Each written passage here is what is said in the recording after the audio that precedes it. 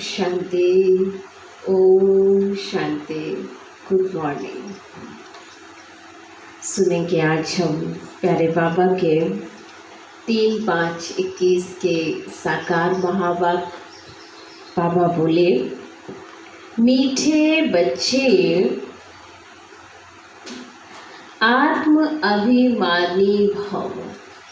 मीठे बच्चे आत्म अभिमानी भव। चलते फिरते, उठते बैठते,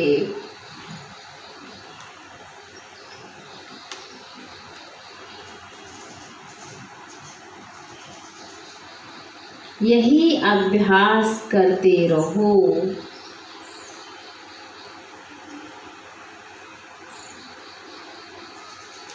यही अभ्यास करते रहो।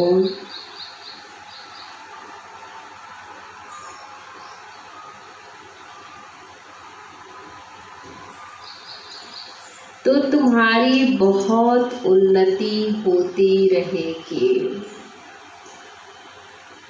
तो तुम्हारी बहुत उन्नति होती रहेगी।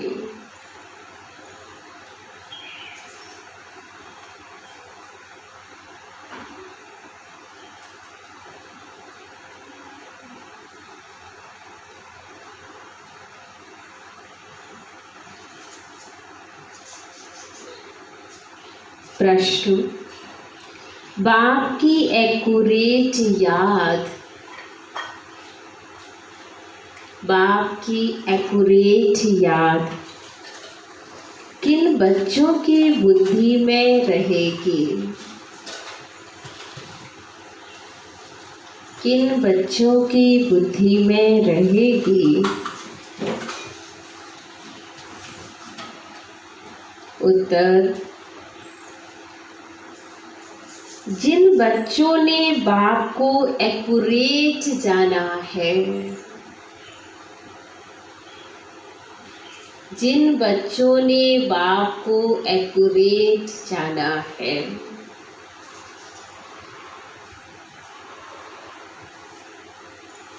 कई बच्चे कहते हैं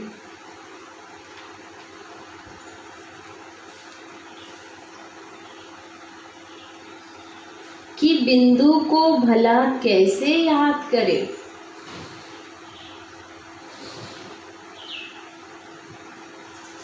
कि बिंदु को भला कैसे याद करें?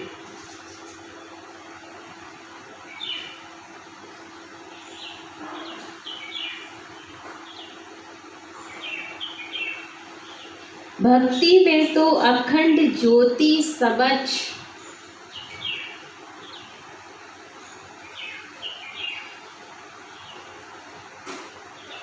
याद करते आए।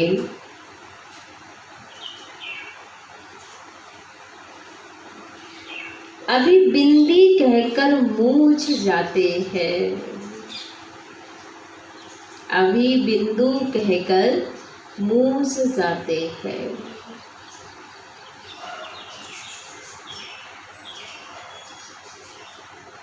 इसलिए पहले पहले ये निश्चय हो,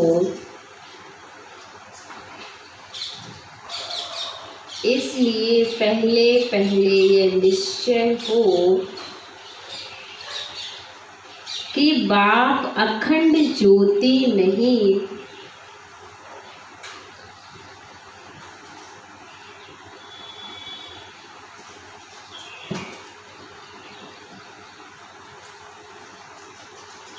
वह तो अति सूक्ष्म बिंदु है।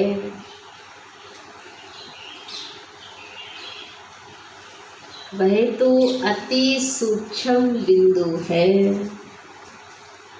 तब याद एक्यूरेट रह सकती है।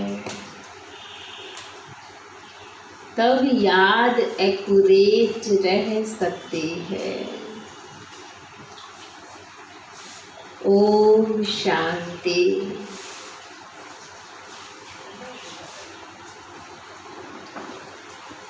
सभी बच्चे याद में बैठे हैं। पूछ रहे बाबा, जो भी मुरली सुन रहे हैं सभी बाबा की याद में बैठे हैं। तो जी बाबा, मन मना भव है, ये संस्कृत अक्षर वास्तव में है नहीं। बाबा ने जब सहज राजयोग सिखाया है तब ये संस्कृत अक्षर बोले नहीं, ये तो संस्कृत जानते ही नहीं है।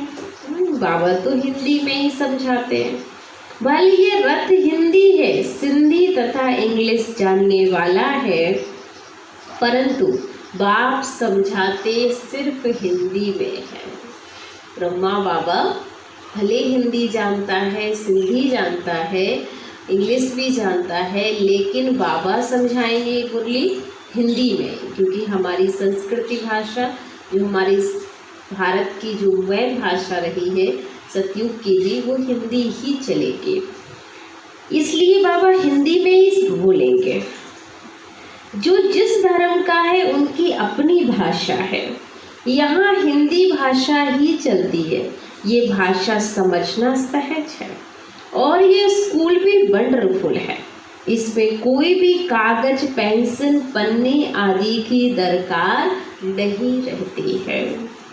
यहाँ तो सिर्फ एक अक्षर को याद करना है, अर्थात बाबा को याद करो। गॉड को अथवा ईश्वर को अथवा परमपिता परमात्मा को कोई याद ना करे, ये मुश्किल है। याद सभी करते हैं परंतु उनकी पहचान नहीं है।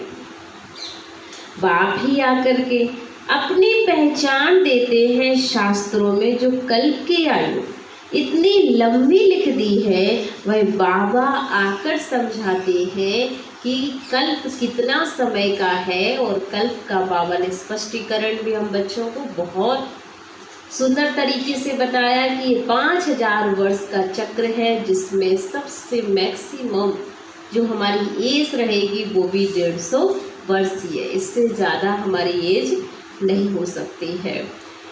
तो बाबा समझाते वहाँ तो बहुत लंबी चौड़ी हजारों वर्ष जीने की बात करते हैं ना, कि जो भी लंबी उम्र हजारों वर्ष भी होगी, पर बाबा कहते हैं ये बातें सही नहीं है, बहुत बड़ी बात भी नहीं। अहिल्याएं, बूढ़ी बूढ़ी माताएं क्या समझेंगी, ये तो बहुत ही सहज है, कोई छोटे बच्चे भी समझ सकते हैं। बाबा अक्षर कोई नया नहीं है। शिव के मंदिर में जाते हैं तो बुद्धि में आता है कि यह शिव बाबा है, वह निराकार है। सभी मनुष्य मात्र बाबा कहते हैं। हम सर्व आत्माओं का बाप एक ही है। वह जीव की आत्माएं जो शरीर में निवास करती हैं बाबा को याद करती हैं ना। जो भी आत्माएं आती हैं वो शरीर धारण करके ही बाबा को याद करती हैं। सब धर्म वाले जो भी हैं सब परम पिता परमात्मा को जरूर याद करते हैं। भाई परम धाम में रहने वाला बाबा है ना, हम भी वहाँ के रहने वाले हैं।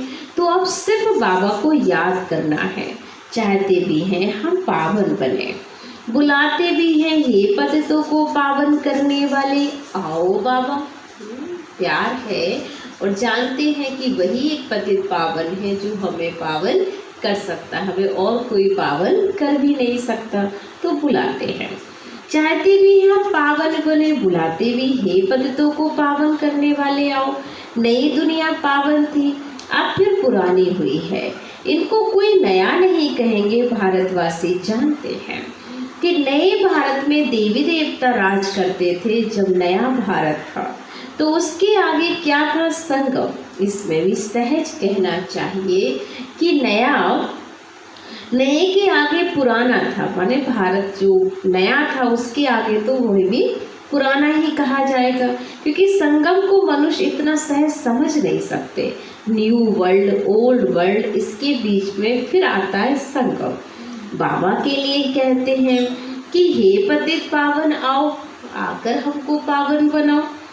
तो हम पतित बन गए हैं, नई दुनिया में कोई पुकारेंगे नहीं। अभी तुम्हारी समझ में आ गया है कि ये भारत पावन था, तो हे पतित पावन आओ, ये तो बहुत समय से बुलाते आए, क्योंकि बाबा ही हमें पावन कर सकता है। तो हर घड़ी हम यही कहते थे, हे प्रभु हम मैली चादर ओढ़ के तेरे द्वार आए हैं, तो कहीं ना कहीं आत्मा पतित बन गई है, इसलिए प्रभु को पुकारती रहती है। इनको ये पता नहीं है कि हम पतित हैं। दुनिया कब पूरी होगी? कहते हैं शास्त्रों में ऐसे लिखा हुआ है कि अभी 40,000 वर्ष और कलयुग पतित दुनिया चलेगी। बिल्कुल घोर अंधियारे में है, अभी तुम रोशनी में हो। बाप ने तुमको अब रोशनी में लाया है। ये 5,000 वर्ष में सृष्टि का चक्र पूरा होता है, कल की बात है। तुम राज करते थे, बरोबर इन लक्ष्मी नारायण का रास्ता स्वर्ग था। पावन दुनिया में कोई उपद्रव आदि हो नहीं सकता। उपद्रव होता ही रावण राज में है, कलयुग में उपद्रव होने की बात नहीं है। यहाँ तुमको बाबा समझाते हैं। तुम सम्मुख कानों से सुनते हो। कौन सुनते हैं? आत्मा। आत्मा को बड़ी खुशी होती है, हमको बाबा फिर से आकर मिला है, बाबा से वर्षा लिया था। अब बाबा कहते हैं मुझे याद करो। इसमें कोई लिखने पढ़ने की बात नहीं है, यहाँ तो सारी बात याद पर ही मना रहे हैं। जब कोई आते हैं तो पूछा जाता आपका कैसे आना हुआ। कोई आते हैं तो वो तो ये समझते हैं कि हम तो महात्मा जी से मिलने आए हैं, यहाँ कोई गुरु जी होंगे जो हमको ज्ञान सुनाएंगे। तो आप उनसे पूछो कि आखिर में आप मिलने किससे आए हो। तो उन्हें ये बात पता होना चाहिए कि हम उस निराकार आत्मा के पिता से मिलने आए हैं, ना कि हम कोई गुरु जी से मिलने यहाँ पर आए हुए हैं। तो कहेंगे यहाँ के महात्मा से मिलने आ रहे, क्यों आए हो, तुमको क्या चाहिए बताओ, कोई भिक्षा चाहिए क्या? सन्यासी हो तो रोटी टुकड़ा चाहिए। अरे सन्यासी किसके पास जाते हैं? वह रास्ते में मिलते हैं। तो रिलीजियस मनुष्य समझते ये फिर पवित्र मनुष्य हैं, इनको भोजन खिलाना अच्छा है। अभी तो पवित्रता भी नहीं रही है, जिसका सम्मान करते थे पहले। हमारे बीच में कोई भी कहीं पर कोई महात्मा कोई सन्यासी मिल जाए तो हम उसका बड़ा सम्मान करके उसको भोजन खिलाते थे, क्योंकि समझते थे कि उनको हम भोजन खिलाएं तो हमारा भी उद्धार हो जाएगा, क्योंकि ये तपस्वी आत्मा है, प्योर आत्मा है। पर आज का समय ऐसा हो गया है कि वही तपस्वी आत्माओं में वो प्योरिटी खत्म हो गई है। तो इस कारण से वो चीज़ भी लोगों की मन से भावना खत्म होती जा रही है। अभी तो पवित्रता भी नहीं रही, बिल्कुल ही तमो प्रधान दुनिया है, इसमें बड़ी गंदगी है। मनुष्य कितना हैरान होते, यहाँ तो हैरान होने की बच्चे कोई दरकार नहीं है। बाबा कहते हैं लिखने करने की भी बात नहीं है, ये पॉइंट्स आदि भी लिखते हैं धारणा करने के लिए। जैसे डॉक्टर लोगों के पास भी कितनी दवाइयाँ होती हैं, इतनी सब दवाइयाँ याद रहती हैं ना। बैरिस्टर की बुद्धि में कितनी लॉ की बातें याद रहती हैं, तुमको भी बाबा की बातें याद रहनी चाहिए। माना कहीं भाषण करने जाओ या कुछ भी, तो ये ना हो कि हमें तो कुछ पॉइंट मालूम ही नहीं है, हम क्या सुनाएंगे। तो बाबा कहते हैं तुम्हें तो सब कुछ याद रहना चाहिए, जब जैसा पेशेंट आए आप उसको जो है ज्ञान दे सको, अर्थात कि आत्मा की बीमारी दूर करनी है ना। इसलिए बाबा कहते तुम्हें ज्ञान याद होना चाहिए। तुमको याद क्या करना, एक बाबा सो भी बड़ी सहज बात। तुम कहते हो एक शिव बाबा को याद करो ना, वह कहते शिव बाबा कैसे आएंगे, ये भी तुम्हारे सिवाय किसको भी पता नहीं है। ईश्वर कहाँ है, वह तो कहेंगे नाम रूप से न्यारा है, या फिर कह देते हैं सर्वव्यापी है। रात दिन का फर्क हो जाता है दोनों अक्षर में। नाम रूप से न्यारी तो कोई चीज है ही नहीं, फिर कह देते कुत्ते बिल्ली सब में परमात्मा है, दोनों एक दो के ऑपोजिट बातें हो गई। तो बाबा अपना परिचय दे कहते हैं मुझ बाबा को याद करो।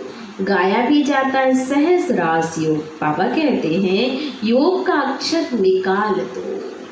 योग कहते हो तो भारीपन आता है कि हमें योग करना माने कोई बहुत बड़ा आसन क्रिया करनी होगी, बहुत त्याग करना होगा। पर बाबा कहते हैं योग नहीं, सिर्फ कहो मैं बाबा को याद करता हूँ, और याद से सहज हो जाता है। जैसे छोटा बच्चा माँ बाप को देखने से झट गले लग जाता है, पहले सोच करेगा क्या कि हमारे माँ बाप है? नहीं ना, इसमें सोच करने की बात नहीं। तो जैसे ही हम किसी को कहते हैं बाबा को याद करो, अर्थात हमारा पिता है, और उस पिता को याद करने फिर सहज लग जाएगा, रह भी नहीं सकेगा। तुम्हें भी सिर्फ शिव बाबा को याद करना है। भक्ति मार्ग में भी शिव पर फूल चढ़ाते आए हो। सोमनाथ का मंदिर कितना भारी बनाया हुआ है, जो बाद में मोहम्मद गजनवी ने आकर टूटा था। सोमनाथ का मंदिर भारत में ही नामी ग्रामी है। सबसे पहले तो शिव की ही पूजा होनी चाहिए। बच्चों को ये सब नॉलेज अभी बुद्धि में आई है, भल पूजा आदि करते आए हो, परंतु तुमको ये पता ही नहीं था कि ये जड़ चित्र है। जरूर चेतन में आया होगा, तब तो वर्ष वर्ष शिव जयंती भी मनाते हैं। यह भी कहते हैं शिव परमात्मा निराकार है, आत्मा जानती है हम भी निराकार है। अभी तुम आत्माभिमानी बनते हो, बहुत सहज है। वह तो हमारा बाबा है ना, ज्ञान का सागर है, सुख का सागर है और पतित पावन भी है ना। उनकी बहुत महिमा है। ब्रह्मा विष्णु शंकर की इतनी महिमा नहीं है, एक शिव बाबा की महिमा सबसे अपार है, जिसका कोई पार नहीं पाया जा सकता है।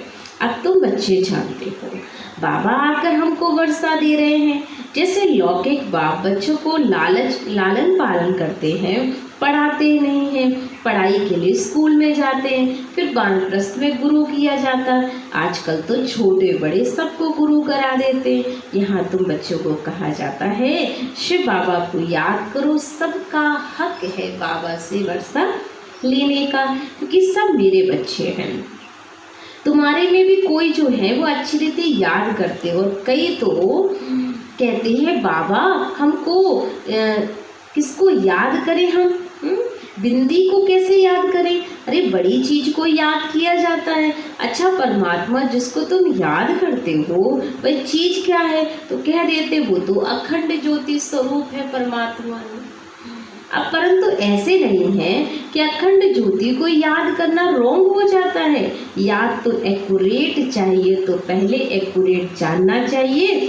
बाबा का परिचय एक्यूरेट लेंगे तो एक्यूरेट याद भी आएगी, क्योंकि हम देह को देखते हैं तो हमें देहधारी याद सहज आ जाते हैं। जब हम आत्मा को देखेंगे तो हमें परमात्मा की याद भी सहज आएगी। तो बाबा कहते बच्चे याद की एक्यूरेट चाहिए ना, तो पहले परिचय दो और फिर बच्चों को सारे सृष्टि के आदि मदन का समाचार भी सुनाते, डिटेल में भी तो नटशेल में भी। अब बाबा कहते बच्चे तुमको पावन बनना है तो और उसके लिए एक ही उपाय है, मुझे याद करो। मुझे कहते ही हो पतित पावन, आत्मा को पावन बनाना है। आत्मा ही कहती हम पतित बन गए हैं, हम पावन थे अब पतित हैं। सब तमो प्रधान है, हर एक चीज पहले सतो प्रधान फिर तमो प्रधान होती है। आत्मा खुद कहती मैं पतित बनी हूँ, मुझे पावन बनाओ। शांति धाम पतित होते नहीं है, यहाँ पतित है, इसलिए पावन बनने के लिए शिव बाबा को बुलाते हैं। तो दुखी है ना, सब पावन थे तो सुखी थे। आत्मा ही कहती है हमको पावन बनाओ तो हम दुख से छूट जाएं, परंतु समझते हैं कि आत्मा ही सब कुछ करती है, आत्मा ही जज है, बैरिस्टर आदि बनती है। आत्मा कहती है मैं राजा हूँ, मैं फलाना हूँ, अभी ये शरीर छोड़ दूसरा लेना है। इसको कहा जाता है आत्म अभिमानी स्थिति। देह होते भी आत्माभिमानी रहो। अरे रावण के राज में देह अभिमानी होते हैं, आत्मा अभिमानी अभी ही बाबा बनाते हैं। इस समय आत्मा पतित दुखी है तो पुकारती है हे बाबा आओ। यह भी तुम जानते हो ड्रामा प्लान अनुसार पतित से पावन और पावन से पतित बनते आए हो।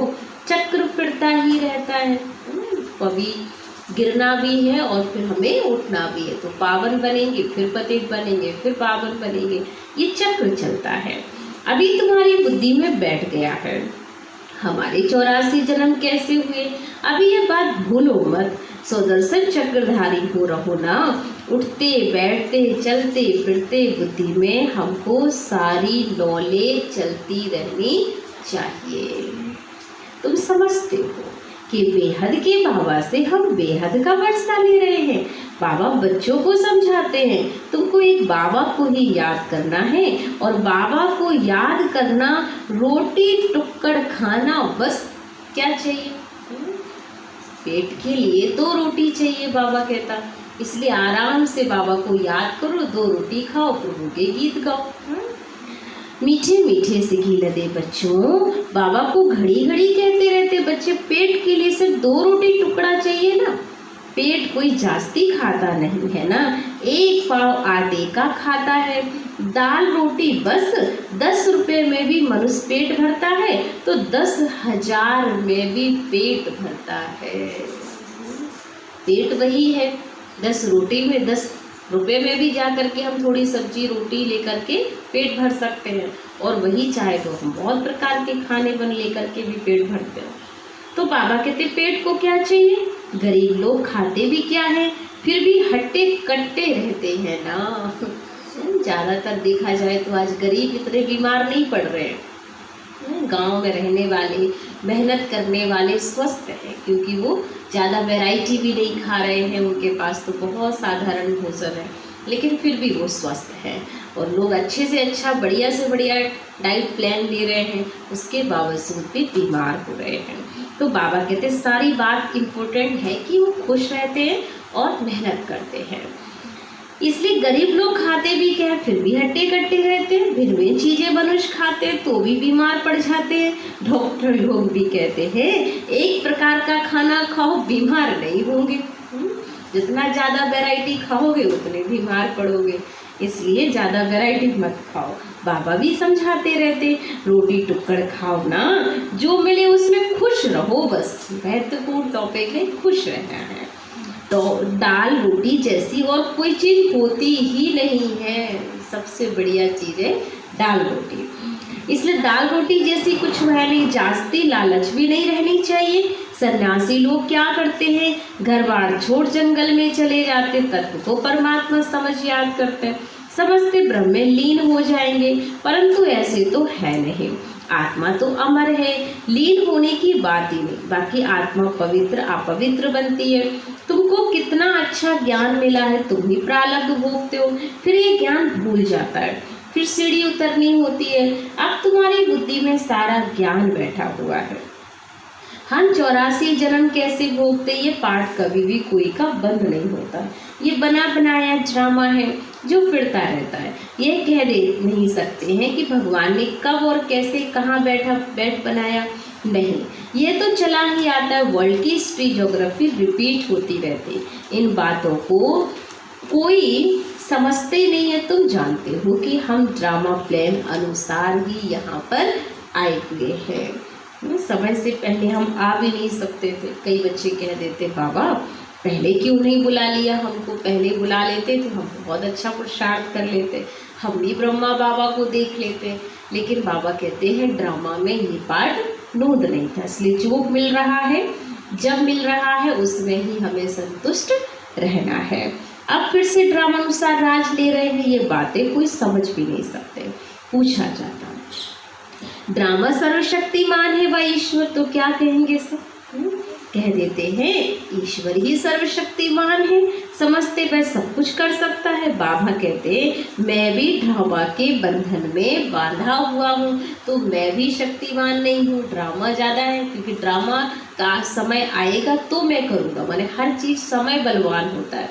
जब जिस चीज़ का समय नहीं आता तब तक भगवान भी आपके उस काम में इंटरफियर नहीं कर सकता है। इसलिए बाबा कहते ड्रामा बलवान है, पतितों को पावन बनाने मुझे ही आना पड़ता है। तुम सत्युग में सुखी बन जाते हो, मैं भी जाकर के विश्रामी होता हूँ परम धाम में। तुम सिर्फ कुल्ले चढ़ जाते हो, तुम्हारी शेर पर सवारी है, भगवान के जो है कंधे पर बैठ जाते हो। कितनी सुंदर याद है। पिता है ना तुम्हारा, तुम जानते हो सेकंड बाय सेकंड जो भी चलता है वह ड्रामा में लोल है। तुम बच्चों को तो कितनी नॉलेज अच्छी मिली है, अब सिर्फ बाबा को और वर्षे को याद करो। बस कागज पेंसिल आदि की कोई दरकार नहीं है। ब्रह्मा बाबा भी पढ़ते हैं, ये तो कुछ रखते ही नहीं है। सिर्फ बाबा को याद करना है तो वर्षा भी मिलेगा। कितना सहज है, याद से तुम एवर हेल्दी बनोगे, ये धारणा की बात है। लिखने से क्या फायदा होगा, ये तो सब विनाश हो जाएगा, परंतु कोई याद रखने के लिए लिखते हैं। जैसे कोई बात याद करनी होती है तो गांठ बांध देते, तुम भी गांठ बांध लो। शिव बाबा और वर्षे को याद करना है, माने इतनी पक्की गांठ बांध दो। नहीं, कोई बात याद नहीं रहती तो पुराने लोग हमें हमेशा कहा करते थे कि कोई बात को गांठ बांध दो, माना माताएं जैसे कि गांठ बांध के रखती हैं साड़ी में, तो याद के लिए स्मृति की बात है। ये तो बहुत सहज है। योग अर्थात याद कहते हैं, बाबा याद नहीं ठहरती। योग में कैसे बैठे, अरे लौकिक बाबा की याद उठते बैठते चलते फिरते रहती। तुम तो सिर्फ बाबा को याद करो, बस बेड़ा तुम्हारा पार हो जाएगा। लौकिक माता पिता को तुम इतना याद कर सकते हो जो तुम्हें सिर्फ हद का ही प्रॉपर्टी दे सकते हैं, लेकिन ये तो तुम्हें बेहद की प्रॉपर्टी दे सकता, तो इसकी याद तो बहुत गहरी होनी चाहिए। अच्छा, मीठे मीठे सिकी लदे बच्चों प्रति माता पिता बाप दादा का याद प्यार और गुड मॉर्निंग। रूहानी बाप की रूहानी बच्चों को नमस्ते। हम रूहानी बच्चों की रूहानी बाप दादा को दिल व जान से सिक व प्रेम से याद प्यार और गुड मॉर्निंग। नमस्ते नमस्ते नमस्ते। शुक्रिया बाबा, शुक्रिया बाबा, शुक्रिया। मेरी ज़िंदगी को संवारने वाले बाबा, तेरा लाख लाख शुक्रिया शुक्रिया शुक्रिया। धारणा के लिए मुख्य सार। फर्स्ट पॉइंट, स्वदर्शन चक्रधारी बन, स्वदर्शन चक्रधारी बन 84 का चक्र बुद्धि में फिराते रहना है। 84 का चक्र बुद्धि में फिराते रहना है।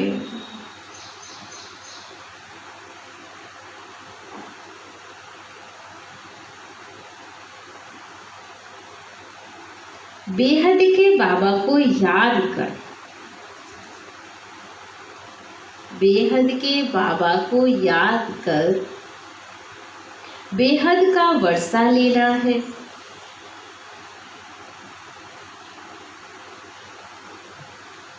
बेहद का वर्षा लेना है और पावन बनना है।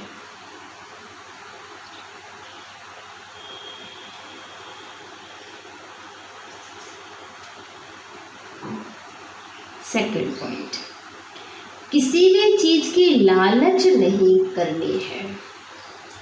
सबसे बुरी बला लालच, इसलिए किसी भी चीज की लालच नहीं करनी है। जो मिले उसमें खुश रहना है, जो मिले उसमें खुश रहना है। रोटी टुक्कड़ खाना है, रोटी टुक्कड़ खाना है और बाबा की याद में रहना है।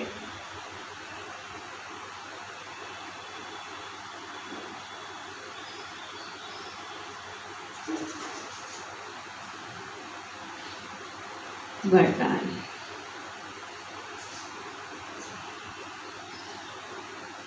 बुद्धि रूपी पांव मर्यादा की लकीर के अंदर, बुद्धि रूपी पांव मर्यादा की लकीर के अंदर रखने वाले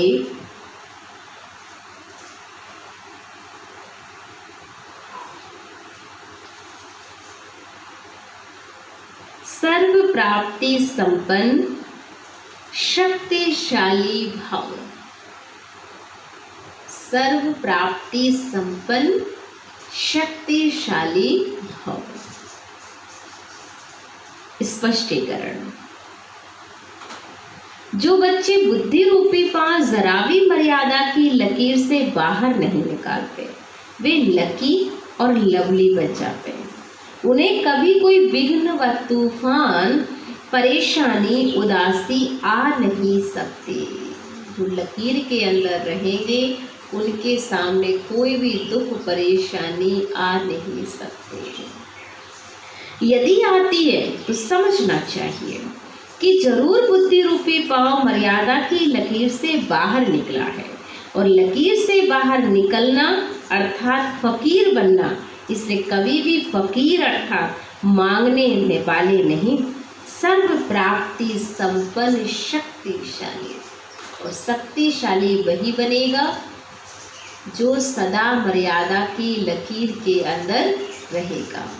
जैसे सीता के लिए दिखाते हैं, सीता ने मर्यादा की लकीर को ही पार किया, उतने में रावण उठाकर ले गया। तो यहाँ भी बाबा समझाते हैं कि लकीर क्या है, यहाँ पर कोई लकीर से नहीं पार होने की बात है। लकीर माना यहाँ पे लक्ष्य, और लक्ष्मण ने जो लकीर खींची वो लक्ष्य है, हमें देवकुल की आत्मा बनना है। तो देवकुल की आत्मा में जो भी हमारी मर्यादाएं बनती हैं, जो हमारी श्रीमत है, उससे हम अगर बाहर निकल जाते हैं तो फिर कोई ना कोई अवज्ञाएं अवश्य होती हैं, फिर हम बाबा का हाथ हमसे, राम से, शिव बाबा से छूट जाता है। तो इसलिए ध्यान रखें, हमें मर्यादा के अंदर ही रहना है। स्लोगन है, जो सदा न्यारे और बाबा के प्यारे हैं, जो सदा न्यारे और बाबा के प्यारे हैं वह सेफ रहते हैं। जो सदा न्यारे और बाबा के प्यारे हैं वो सेफ रहते हैं। इसलिए सदा न्यारे प्यारे बनकर बाबा की याद में ही रहना है।